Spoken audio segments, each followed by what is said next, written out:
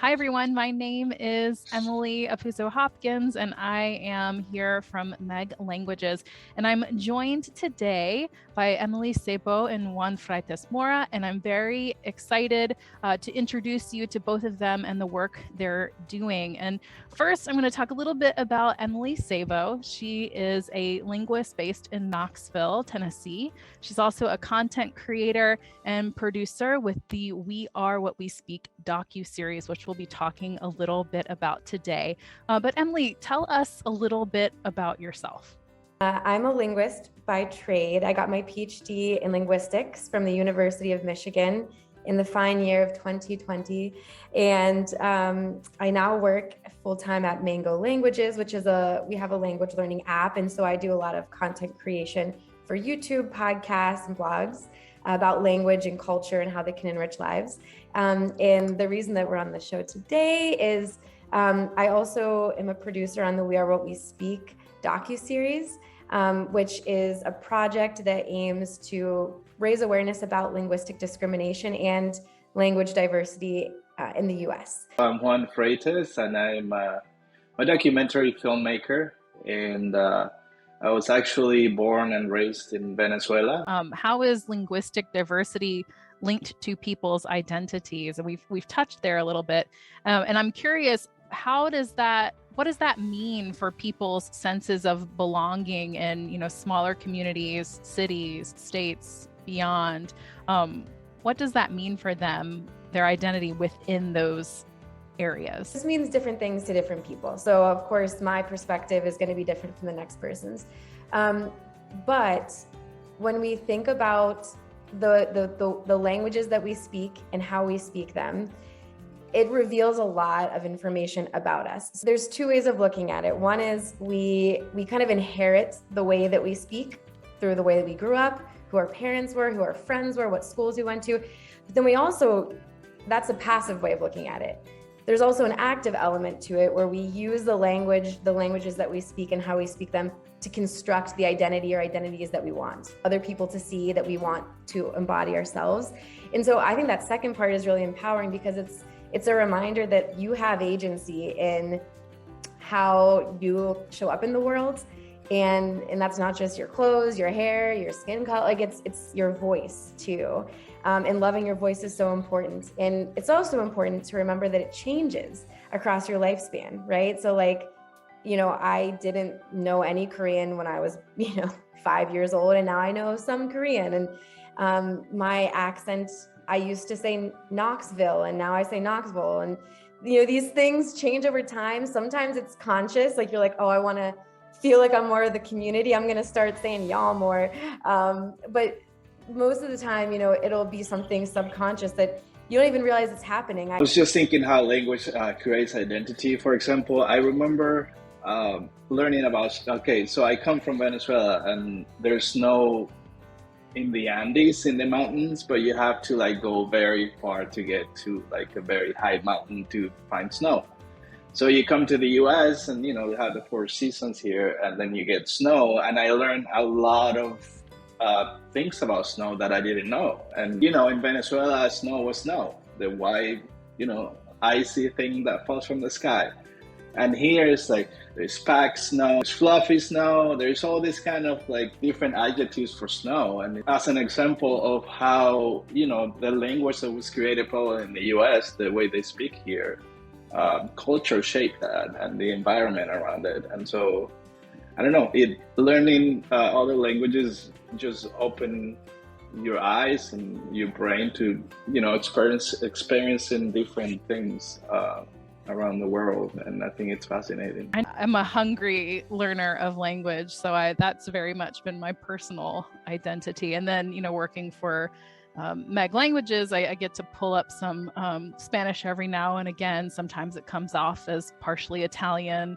And then, I've got colleagues in China who teach Mandarin. So occasionally I've got a couple of Mandarin words in there too. So my identity has shifted over the last couple of, for the last year of being with Meg and how I use language. So my community, my state, my city, my country context, everything has just grown exponentially. Yeah. So my daughter she's growing speaking English and Spanish because my wife speaks English and I speak Spanish to her. It's not only the fact that she's learning Spanish, it's that I'm able to communicate with her. The way that we communicate in Spanish is completely different than the way I communicate with my wife in English, for example. Or sometimes I speak English to her when my wife is around because she doesn't speak that much Spanish. There's just a huge difference between me speaking English to her than speaking Spanish. Spanish feels like this is me, this is us, this is our world, and this is a world that I want you to be part of because I grew up with that. Really interesting that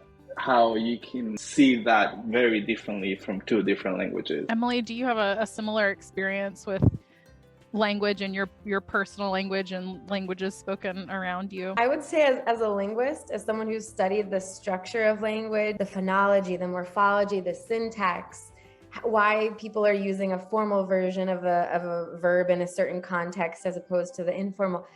I almost see everything through the lens of a linguist. So I'm always thinking, oh, why did they say it that way or why?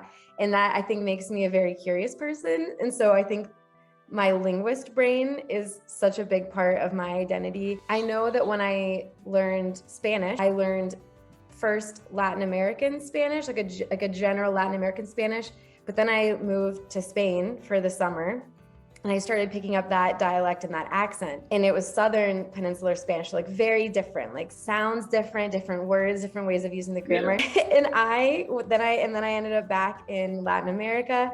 And my husband's from Ecuador, so I now have that dialect.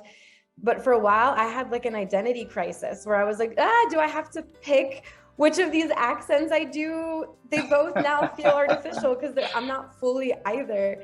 And neither is also, my native language. So it was like this existential crisis of like, how do I show up when I use this language?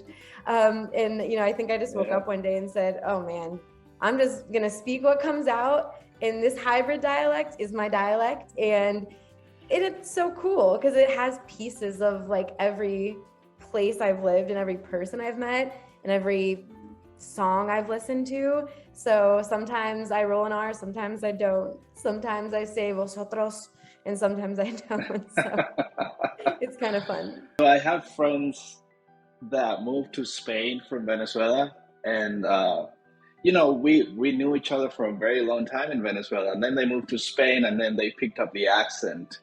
And so we speak on the phone, and it's hard for me to picture them because the accent is completely different. And it's like, who am I speaking to? I think that speaks to like the identity that language can give to people. Language and dialects and accents and all of it. It's really fascinating and how much it ebbs and flows depending on our environments and the people that we're around. Language is very alive. And so it is going to constantly morph as a result. So it's neat. It's fun to think about. Give us an overview of the We Are What We Speak docu-series and what can we expect to learn or observe in this docu-series? One of the things that I'm really excited about if we produce the pilot is we're going to explore what language is, because to me, being a documentary filmmaker, it's like exploring something that you use every single day, but you take it for granted and you don't realize the power that it has. Every word that you say, the power that it has behind it. That's one of the things that I'm really excited about, to explore what language is and what are the forces behind it, and where it comes from. Because apparently, according to what I've read and talked to Emily about, it's kind of a mystery that we can acquire, that humans can acquire that skill, and we can communicate and pass knowledge through generations of people. So I'm so excited to be working on this project. Our other producer, Aaliyah Mitchell, wasn't able to be here, but just a shout out to her. She is awesome. This project is all about spreading awareness and diving into linguistic diversity and linguistic discrimination. So there's like the two sides of it. There's, it's a little bit heavy and weighty in the sense that linguistic discrimination is a real problem that has real downstream impacts on people, right? So like if There's been, unfortunately, tons of studies that have shown, depending on the accent that you have when you call a realtor or a leasing agency to see if they have apartments available, you might get a different response based on if you sound white or you sound black or you sound Latino or something. So these are the real life impacts when people start to try to draw associations between the way a person sounds, the languages they speak, and their intelligence or their self-worth, and if they belong in a place. So that's like the big topic we're tackling. But there's also some really beautiful and fun celebratory sides to this project that, you know, are honestly just a joy to get to cover. And people have such different experiences with language. Like one of our interviewees, Miyako White, she has an amazing story. She grew up deaf, and her family didn't know she was deaf until the 3rd grade. She went her whole 9 years with no one realizing that she was deaf, even herself. It was just such a different lived experience, and she found out because she had a twin who was always in class with her, so she would kind of negotiate meeting with her twin, and it just became like a normal kind of way of life. And so she's not a native ASL, American Sign Language user, but she's learned it because now she's kind of found her pack in that way. And so there's just so many ways of understanding each other's lived experiences when you ask about someone's experience with language and the languages that they know. So great to talk with you and learn more about this docu-series and just have fun with language and our experiences as humans with language. So thank you.